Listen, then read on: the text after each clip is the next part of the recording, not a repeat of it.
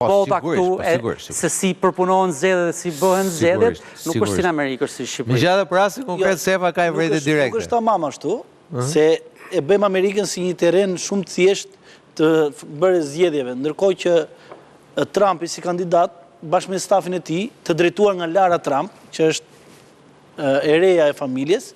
Lara është nusja e djalit e ri. Djalit Eric Trump. Eric Trump, domethënë bëri një kryetare kryetare tash në detyrë e Partisë Republikane, apo? Po, bashkëkryetare e Partisë Republikane. Bëri stafin më të madh të juristëve të avokatëve për të goditur ligjërisht të gjitha nismat ligjore që merrte administrata Trump ose shtetet ndryshme për sigurinë e votës, për mënyrën e votimit gjitha me radhë. Ishte një punë një vjeçare që e filluam përpara. Pra e filluan një procesi parablokues. Parablokues për të bërë të mundur që të kishin një proces zgjedhor sipas standardeve që ata mendojnë që duhet ketë. Çka do të thotë? Nuk ka zgjedhje perfekte në asnjë vend. Është mënyra se si përgatitesh ti për zgjedhje. Domethënë kur këta Partia Republikane, që është partia nga më e madhja në Amerikë sot. Duhet jetë më e vjetër se demokratët? Po, më e vjetër. Se është Great Old Party, apo GOP. Great Old Party.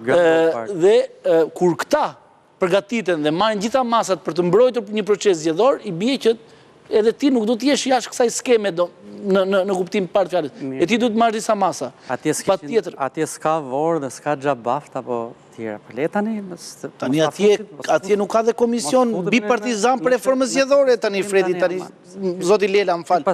Nuk ka dhe komision të reformës zgjedhore që varrosin PD-n me duart e veta. Tani dhe këtë në gjë me logjikë, po emrin ma thirr si duash. Tani qofse kjo që thash, qofse kjo që thash, që Komisioni i Reformës Zgjedhore, ajo tavolina e famshme, Komisioni i Reformës Zgjedhore, nuk shërbeu për t'i hapur gropën PS-s, më fal, PD-s, se dëshira është t'i hapte PS-s, po, ja hapi gropën PD-s, kjo pasaj jemi në dy vizione komplet ndryshme për zgjedhjet. Partia Demokratike, për të ngruajtur... Pa i thonë mua, ti ke qenë tek juristët o Stefa që ke bërë atë që ke bërë më parë? Kam qenë, dhe kam thënë... Kur PD-jo vini nga Luli, tani pa i thonë mua. Dhe kam thënë, jo pra, ja për këta për... Thjesht kam fënë me Krisi. Aty ke puna Lulit, unë jam e Fredi, me thonë. Te puna Lulit, unë jam e Fredi.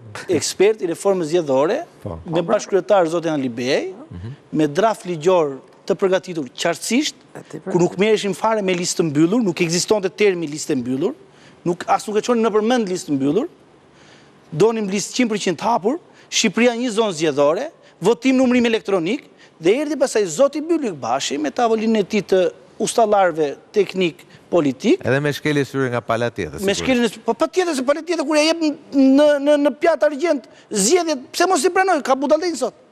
Sa duam listë të mbyllur me ca të hapura, nuk duam votim numërim elektronik se na vjedhin me teknologji, nuk duam një zonë zgjedhore se duam këtë, dhe duam dhe votën me posta se emigrantët shqiptar janë ata që nuk trysnohen nga administrata e Ramës jashtë shtetit. Ndërkohë duke ja thënë, mos e bëni me post sepse do jetë një masakër elektorale. Edhe ashtu ndodhi.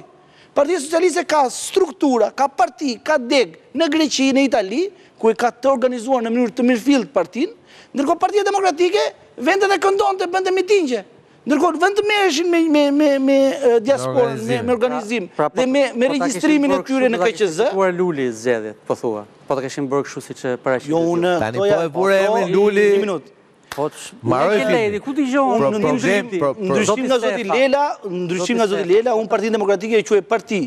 Nuk e quaj as Sali, as Luli. E quaj parti dhe propozimet që kemi quar në emër të cilës se ti kundër një partie demokratike po flet keq, tani në kundër cilës partie demokratike po flet keq. Se nuk jam në kohën e xhaxhit që nuk flitet kundër partisë. Po ja hedh kundër partisë nuk jam që po folë kundër partisë po shkatoj. Unë do them atë të vërtetën. Propozimet që kam quar. Mesazhi i Amerikës thej që i ka organizuar populli zgjedhjet, tani pas ka organizuar Partia Demokratike. Po pra se KQZ-ja e ka zgjedh Partia Demokratike zoti Celibashi. Është masakër, ta thatë. Tani unë po të them. Ta termin masakër. Ja kam përmendur që në korrik të 2024-s, mos bëni votimin me post, se do jetë masakër elektorale. Dhe e kam të argumentuar. Cili ishte varianti tjetër? Votim numërim elektronik, siç votohet dhe numërohet në Shqipëri. Se nuk ka mundësi, nuk edhe diaspora. Si voton diaspora me elektronik? Me një me qendra password, votimi, username, siç e ka password. Polonia që e bënte në mes të Amerikës, bënte se kam Si që qenë në bëhe kampanë. Estonia, se bëhe Estonia. Polonia e bën në qendër votimi në mes të Amerikës. Në radhë ishin polakët votonin. Po unë nuk jam qytetar i dorës dytë që jap gishtin, jap mjetin identifikimit, hyn dhom fshet edhe votoj, dhe ai që rrin në Itali, i vjen posta në shtëpi, voton në shtëpi, votim familjar dhe me gjithë njerëzit e mundshëm, edhe e çon prapë me postë. Lega mos na bëjnë zërin gishta se zbulohet kush nuk ka votuar pastaj. Po. Jo, Lela. Skënderit nuk i pasaj ka Po, akoma. Skënder. Që ta kthejmë pak të kjo Shqipëri-Amerikë. Mendoj se opozitën përveç një strategjie, këtu jam dakord me Sokolin që strategjie që e denatyroi Berishën se e nxori në një regjistër gjuhë ku ai s'është mësuar të luftojë në një fushat.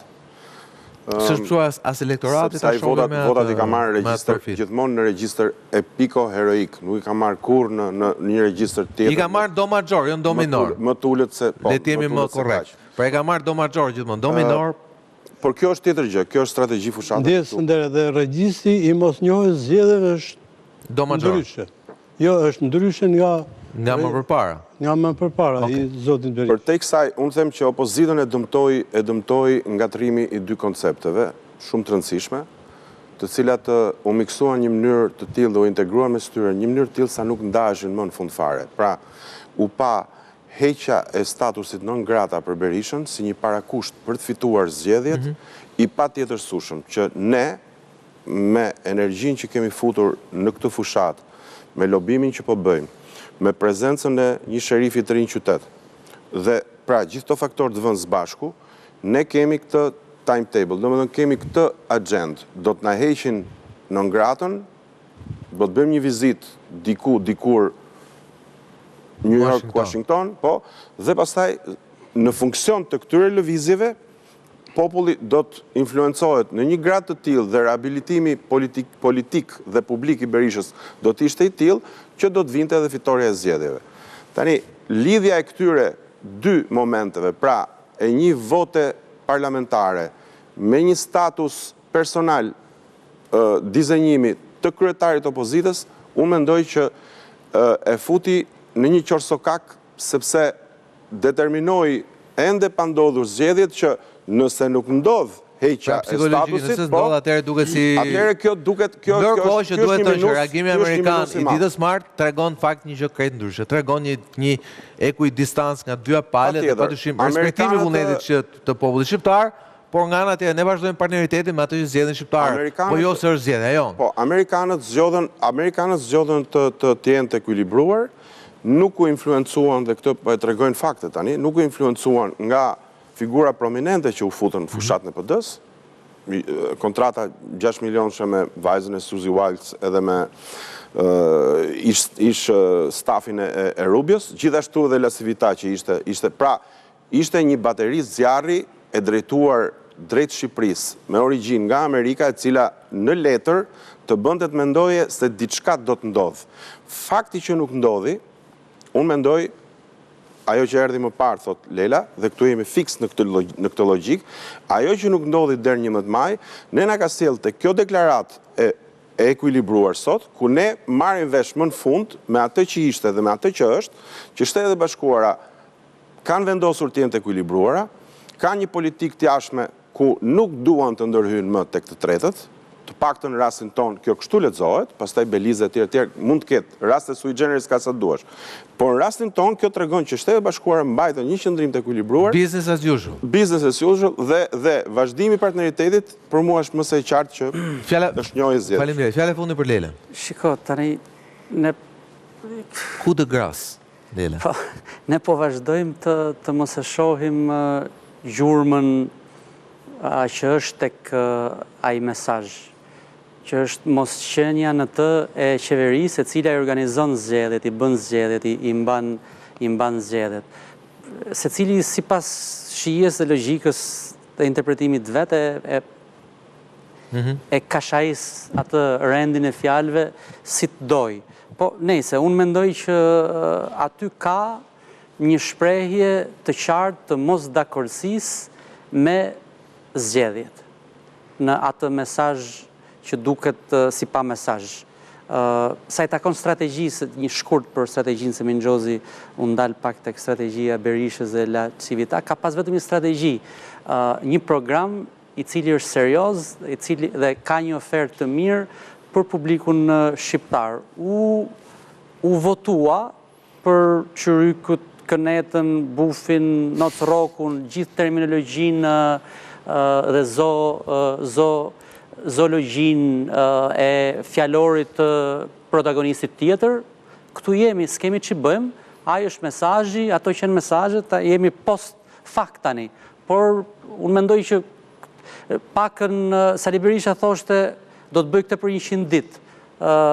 Zotria tjetër thoshte ata janë qyryk, do t'ju fus në Europë në 2030, pra edhe koha në të cilën operoi ishte jashtë mandatit. Po, ishte jashtë mandatit në fakt. Pra ishte dikush që ofronte infinitin, të cilën se ofron dot askush. Megjithatë, Lela, ky është sigurisht objekt për një diskutim tjetër kur të kesh mundësi ti dhe ta diskutojmë ne, sigurisht që mendoj që ka nevojë për një analizë dhe për mesazhin që përcolli Partia Demokratike, sepse jam shumë dakord me ju që Rama premtoi një gjë jashtë mandatit të tij, por kur njerëzit e votuan atë në shumicë, tregon që diçka ndoshta nuk shkoi në mesazhin e Partisë Demokratike. Jo, e di pse e them këtë. Na duhen disa emisione për të ndarje. Patjetër ndarja, po vetëm ka një gjë, bëhet fjalë për minimalisht midis dy grupeve kryesore për shumë mandate diferencë. Dhe thoja unë që flasësh për diferencë për 33 mandatesh, këtu shkon përtej çdo lloj marzhi normal të një palë zgjedhje edhe të manipuluar. Që ka përcen gati ka përcen dhe 26 majle në të gjashës. Më lër ta them edhe këtë. Tani është një parti që është partia demokracia nuk është diktaturë për Radit. Demokracia është vend ku pakiza respektohet. Patjetër. Sidomos kur është cilësor në rastin tuaj. E ka nisur në 2013 me 71 apo 72 mandate. Jo, në 2000 të vetat. 2013, kur fitoj. 67 pra të punë. Po, me 67. Pra e ka nisur me 67. Vetat, pëso e kështë 67. Kur ishte dhe unë nuk jam dikush që e kam, kur Edi Rama ka fituar, unë kam bërë një shkrim atë kohët e Gazeta Mapo, ku thoja që ju uroj sukses dhe dalë mirë, së është kryeministri shqiptarëve. Pra, kjo ka qenë qëndrimim. Desha të them që kishte shpresë se mund të bënte dhe të ndryshonte diçka. Edhe mori 67. Tani, 12 vjetë më vonë, kaq virtuoz ka qenë ky burr, me gjithmonë që 12 vjetë më vonë e ka rritur me 20 mandate. Shpejt, Batut. Shumë e shkurtër. Shpejt, se duhet ta mbyllim. Lela, kjo është shumë e saktë kjo që thua ti, por duhet, sepse me që jemi në parim në enëve komunikuese, duhet të shohim që nga krau tjetër u eksperimentua për 8 vite, pasardhësi, dhe pasi pasardhësi dështoi, erdhi u rikthye para ardhësi në formën e pasardhësit të pasardhësit. Ta replikoj shpejt? Shiko, pse duhet ta kemi Berishën dhe Partinë Demokratike gjithmonë në mendje? Po jo, më shqiptarët të votonin për Agron Shehajn, Arlind Qorin dhe Adriatik Klapajn. Ata i morën po jo, më të votonin, a kërkonin të rinë të pushtet? Po mos ta mbyllun la mave Batut. Mbylle. Retorike, në pyetje retorike. Çfarë do ndodhte nëse zoti Berisha nuk do të ishte në moshën e tij biologjike dhe politike në kryet Partisë Demokratike, dhe po ta heqit e Lul Bashën, se këtu besoj jemi dakord të dy bashkë, po kjo është pyetje retorike, flasim mirë tjetër. Ishte shumë lehtësisht sot program. Faleminderit Seva, faleminderit Skënder, faleminderit Martin. Regjisori kthehet sërish të hënën në orën 8. Deri atëherë nga Sofort Balla, natë mirë.